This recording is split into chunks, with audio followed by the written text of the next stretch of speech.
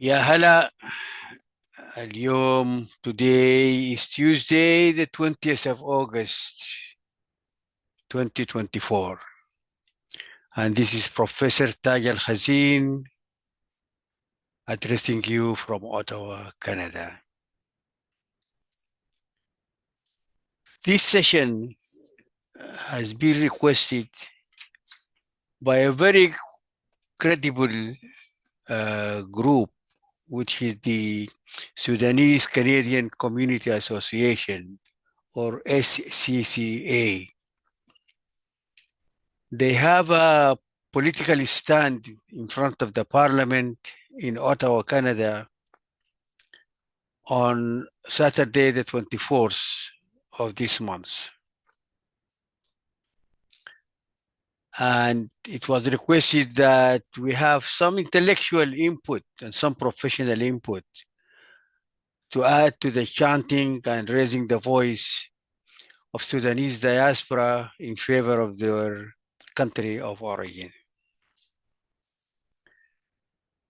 The title of this video, YouTube, is Influencing Canada Policy on Sudan and Proximity Region.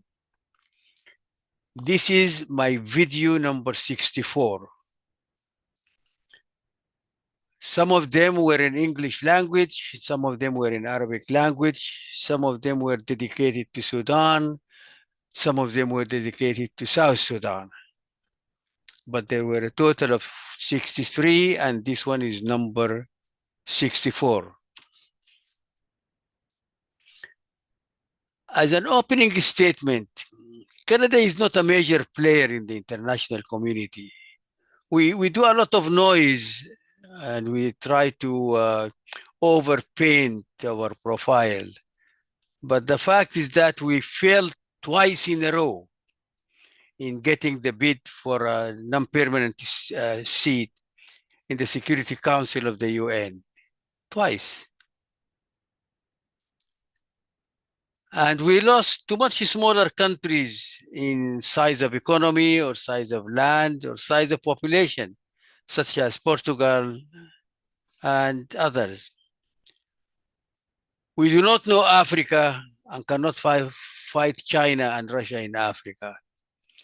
So that paradigm, that approach needs to be changed. We are not up to them. Canada has been standing at the fence in as far as Sudan is concerned. That is the blunt fact. And I am a dedicated, loyal, and proud Canadian citizen, but I call a spade a spade. Canada has been standing at the fence as Sudan goes up to level 4 violence crisis. Other than breadcrumbs and a lot of lip service, this YouTube will attempt to think outside the box for what Canada may do to play their role as a member of the civilized global community. And that is what it is. There is nothing like the international community. There is the global north, the global east, which is China and India. And then you have got the global west, which is Canada and the United States. And you have got the global south, which is Africa and Latin America. But the term has been developed as a term of convenience just to make things look bigger. So the YouTube will attempt to think outside the box for what Canada may do to play their role as a member of the civilized global community. That's the approach. That's the reason. Diaspora of Canadians of Sudanese origin have a pivotal role to play as well. And I will go through some of the facts. No one is claiming that Canada can tomorrow move in as the Americans do. You know, the Americans, do their politics the same way the cowboys were doing their job. You know, they open the swinging door and they start shooting. That's what they do. And they have messed up. They have messed up. Others have messed up. The African Union has messed up. IGAT has messed up. Egypt tried their best, but they did not go through. And the file is anybody's pleasure now. Everyone wakes up in the morning and they want to have an event. They call it a conference. They call it hiwar or dialogue. You do not solve level 4 violence conflicts with dialogue. You save them with a process, a well thought through, specifically designed process for that specific conflict.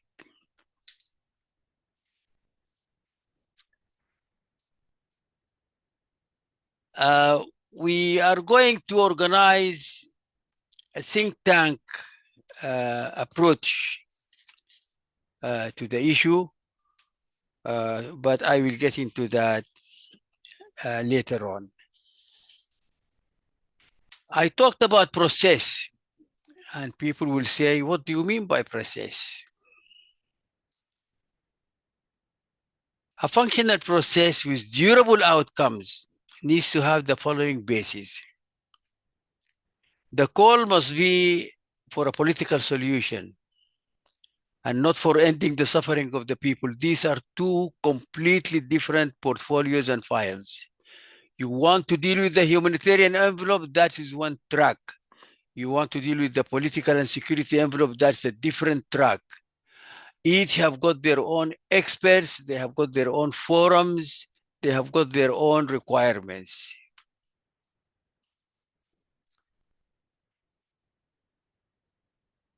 Ceasefire and de-escalation of hostilities, both those are two different things, because the word of mouse is needs de-escalation.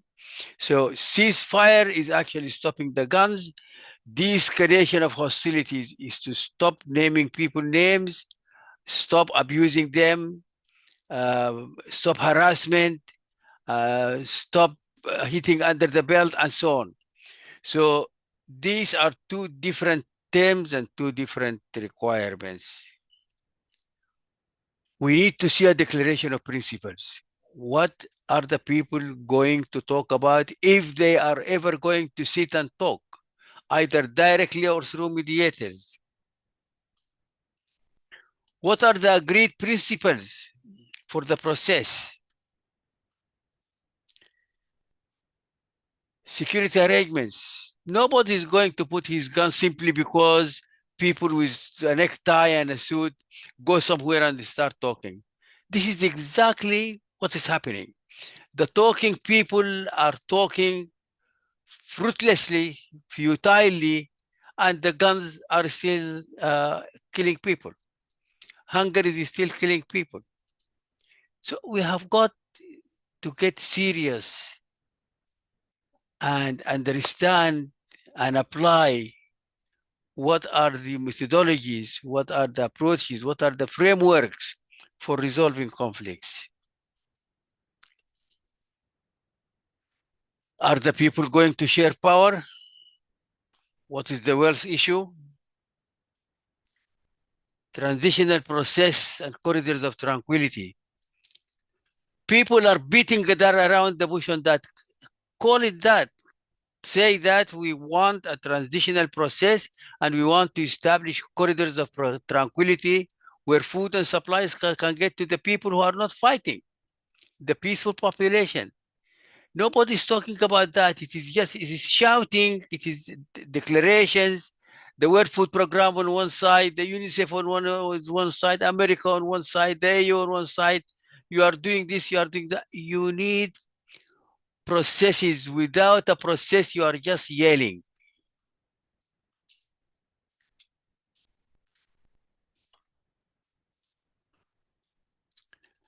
Are we talking about right for self-determination?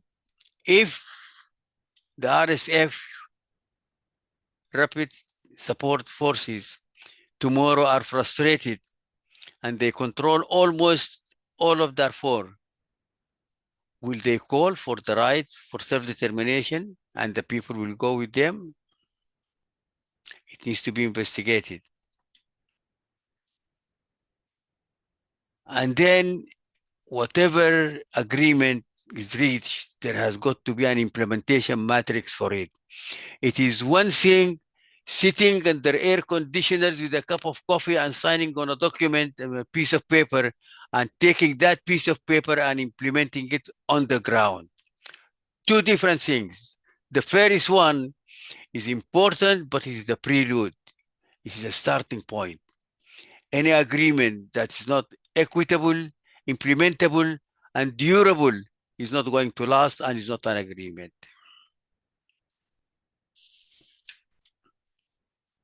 Right. And we plan through one of our reputable universities to address some of those issues through a panel of experts, not a group of people yelling at each other.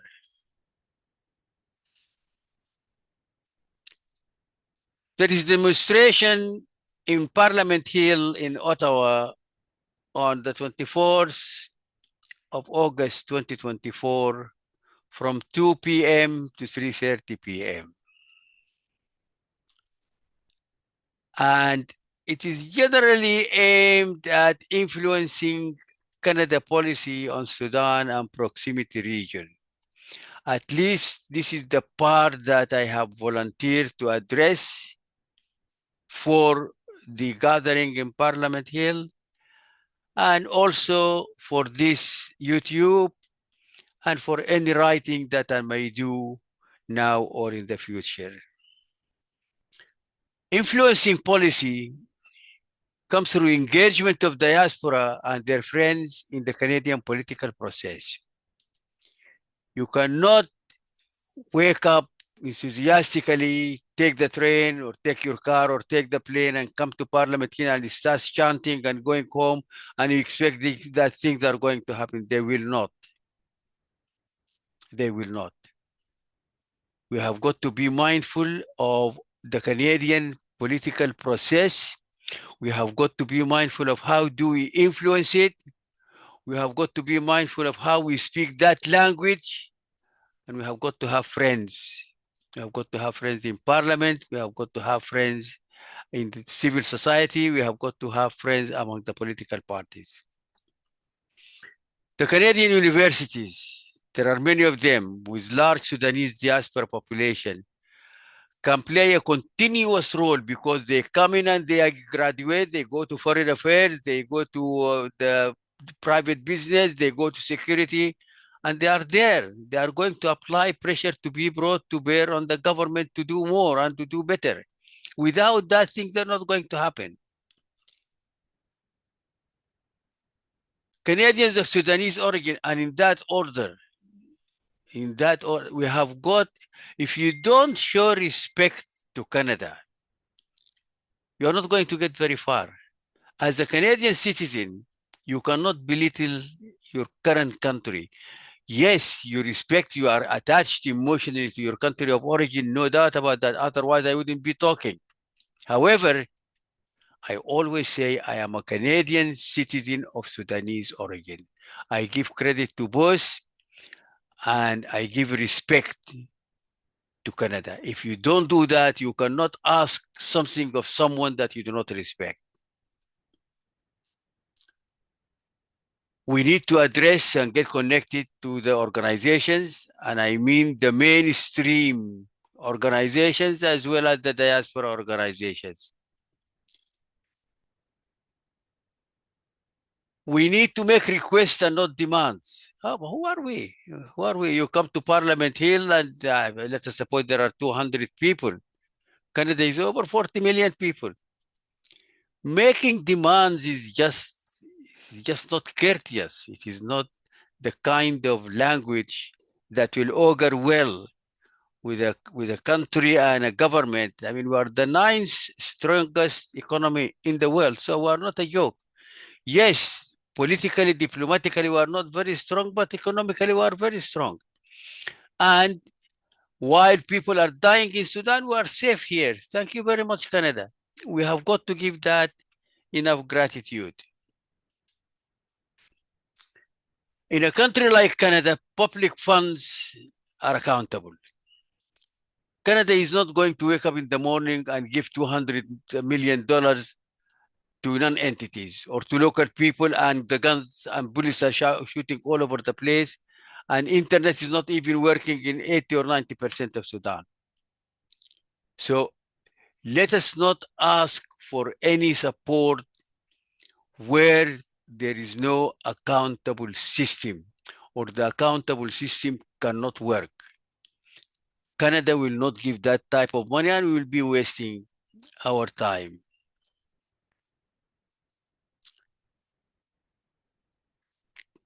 Something that people don't talk about, Canada is under obligation to enforce the UN sanctions on Sudan. And that's Resolution 1591 of 2005. Those of us who are interested in pursuing these initiatives, we need to go back and read that Security Council resolution. Can a waiver be addressed? The sanctions are actually very robust. They're in the areas of arms embargo. How is the armed forces going to fight the Janjaweed without arms, without ammunition? Is Canada applying the embargo in spite of the condition, in spite of what the RSF are doing? Is a waiver possible? Let us make the demand. Not the demand, the request. You see, I did that intentionally to make sure that we're asking for requests, because who are we to demand something that has been dictated by the Security Council of the United Nations? We will not get very far. So the 1591 is arms embargo, assets freeze, financial prohibition, and technical assistance prohibition in all fields. Let us request waiver for health-related technical assistance. That will be very difficult to say no to. Just sending medicines, sending medical equipment, kidney dialyzers, that kind of stuff. This is a humanitarian approach. This is technical assistance that is not violence-bearing. Regionally, and in particular South Sudan, I want to single out South Sudan. Why? There is a new Canadian ambassador going to South Sudan. The name of Her Excellency is Juan Mins. She's soon leaving to go to South Sudan. Let us request that Canada makes sure that Ambassador Mins carries a stern warning for South Sudan to control the route of supply, Juba, Wau, Demziber, Safaha, Kafyakinji, and on to Darfur. The last chief of military intelligence of South Sudan, the executive director in the presidency, and the private secretary of Salva Kiir were summarily fired a month ago and a day before General Kabashi's visit to Juba. And it is believed that the UN fact-finding mission report was the main reason. And let me tell you what is in that report. The UN fact-finding report, and I have a copy, I can share it with you if you wish. The supplies and fuel come from or through Juba, and I am quoting here, to the RSF in Darfur. However, it found no proof that the government of South Sudan is implicated. In addition, Abdulaziz Al-Hilu has a home in Juba, and he will be finished in 1 week or in weeks if South Sudan shuts the valve on him. So the borders are porous. The government of South Sudan is not doing their job to control the borders. And the fact-finding mission report was really a damning report. And the fact that the chief of military intelligence of the South Sudan army, not a joke, his shoulder is full of stars, and he was fired. And the word goes that there is collaboration, there is corruption in sending fuel. A tank without fuel is a piece of junk. So let us make our call loud and clear to our government of Canada in Ottawa that our new ambassador to South Sudan carries this in her bag, and she's mindful of what is happening coming through Juba or from Juba. Both are possible. And that this is cut off so that the RSF does not have supplies coming from that direction. Right. Canada needs to tell Ethiopia off for the maltreatment, the horrible treatment, the inhumane treatment of Sudanese refugees in Aulala and Kumar localities in Amhara region. 8,500 of them. They are now trekking back to Sudan borders. How pathetic. How mean. All that Sudan did for Ethiopian refugees when they were in Sudan. And still many of them are there.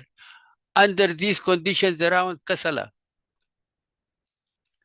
How come? And a lot of these guys who are in Ethiopia, they are men, they are women and children. They are being robbed, they are being beaten up, their belongings are being taken. There is no protection. And let the group coming to the parliament today, either today or later on, make a clear request for the government of Canada so that our ambassador in Addis Ababa literally tells the government of Ethiopia off that what you are doing to the Sudanese refugees is barbaric, is inhuman, and is lacking in gratitude. We need to request our parliament, the Canadian parliament, to agree and organize an all-party hearing on Sudan to develop a legislative-backed policy for Sudan. If the parliament does that hearing and the parliament tells the government to do A, B, and C, the government has no alternative but to listen to the legislative. Why? We the people, again, we the people, that is how the US Constitution starts. We the people, we have the power. We the people can put Justin Trudeau in the seat and we can knock him off the seat. Don't underestimate that.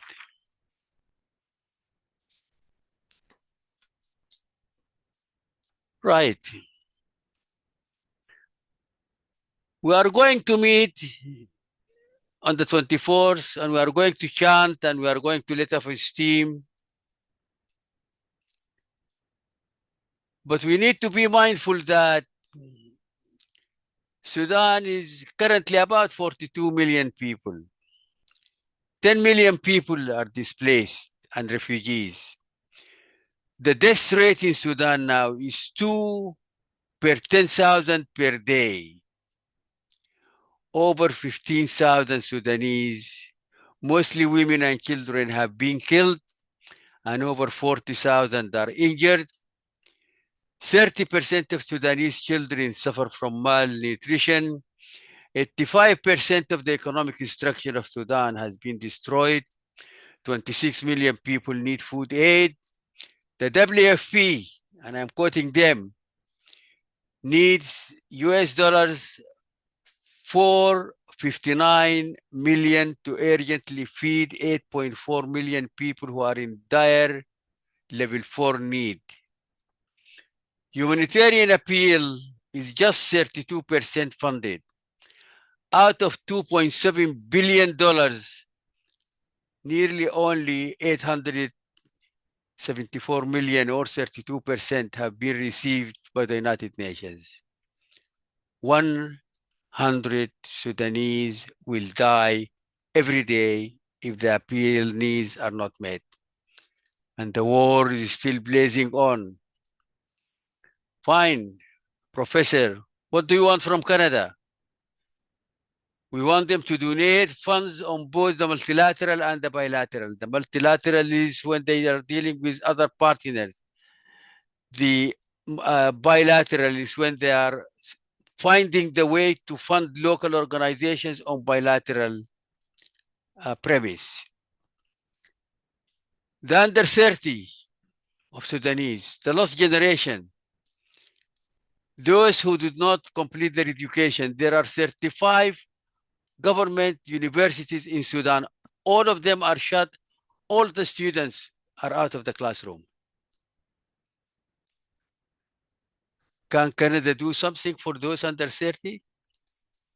Special quota of 2,000 visas for them? And this helps them and helps Canada. Those are guys who are going to stay here. We just want to save them. They're not going to go back. If they want to go back, it's up to them, but they are going to come. We want them to have a block visa so that they come and engage and finish their education in Canadian universities and higher institutions.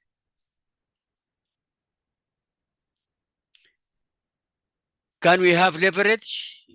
Yes, we can have leverage if we play our cards right. The Honorable Bob Ray, Canada's ambassador and permanent representative to the UN, has been elected President of the UN Economic and Social Council. As of the UN 6 main bodies, the group or the body he's heading is responsible for coordinating the work of the international development system. Honorable Bob Ray visited Sudan and South Sudan before separation with his senior advisor then. I was his senior advisor at that time.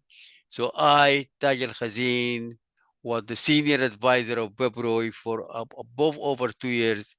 And I accompanied him to Sudan and to South Sudan. And I know that he's a man with a big heart. And I know that he cherishes those memories when he went to Sudan. Right. I am hoping that Global Affairs, Canadian Parliament, other government institutions would encourage Honorable Ray to raise the plight of Sudan and the vulnerable population in the UN, to vote for and support motions related to supporting the people of Sudan and condemning the excesses and barbarity of the Rapid Support Force. We encourage Honorable Ray to support UN funding for Sudan and call for additional funding to plug the massive gaps between need and donation.